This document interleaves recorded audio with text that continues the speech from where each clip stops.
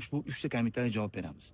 Birinchisi, tushida sher o'z bolasini sochini olganligini ko'rishligi bu kuchli sehr yoki kuchli jinni kuchi sehri ketayotganligi, botil bo'layotganini bildiradi. Yaxshi tush. Ikkinchisi, tushida g'orda ichida, pesheraning ichida ikkita o'lib qolgan, qatib qolgan maymun ko'rishligi bu sizga jinnilikka qilingan sehrni qabrga ko'mganligini bildiradi.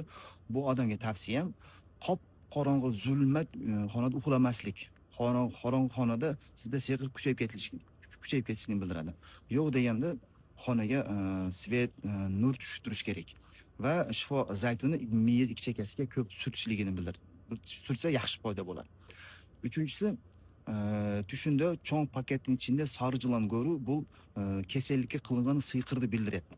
Bu har joy o'rsin, bosh o'rdan chiqmasin degan siyqir odamga sovet shifo shafron suvga ko'p cho'milish kerak.